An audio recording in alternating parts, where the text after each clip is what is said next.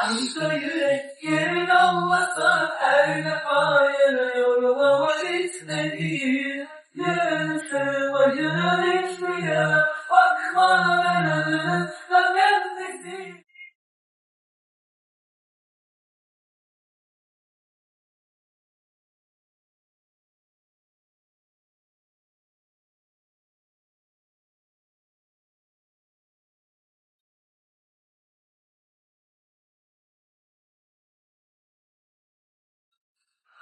Vallahi billahi gitmem. Havada inanılmaz güzel. Camları falan hiç silmiyorum. Zaten camların hepsi atacak. Bitirdim üst katı, şimdi aşağı iniyorum. Mutfak dolabının üstünde büyük bir dolap var. Orayı toplayacağım. Kullanmadıklarımı çıkartacağım. Kutulardan atacaklarım var. Benim canım şu an ne çekti biliyor musunuz? Bu hikaye seninle başlar. Ne çekti? Süzme mercimek çorbasını ekmek doğramak. Ama salça malça yok. Sapsarı süzme mercimek çorbası için ekmek doğrayıp yemek istedi canım.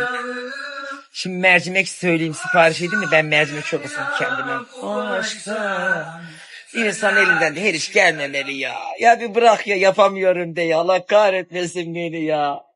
Allah'ım gökyüzünde bulut olaydım keşke Kadir olacağıma.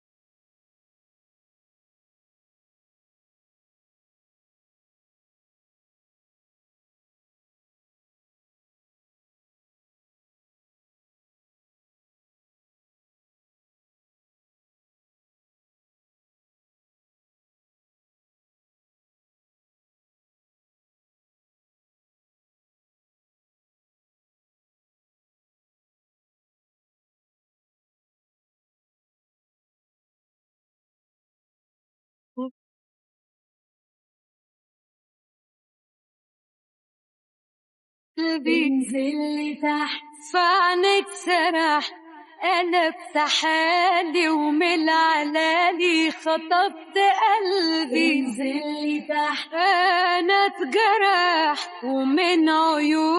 Oh, mis gibi temiz havayı da çektim içime çamaşır suyundan sonra.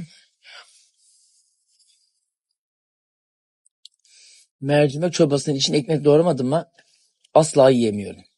Çocukluğumdan herhalde alışkanlık. Annem çünkü sürekli bizi buna ekmek doğrayıp yedirttiği için. Kapıda falan oynadığımızda elinde tabakla aşağı iniyordu.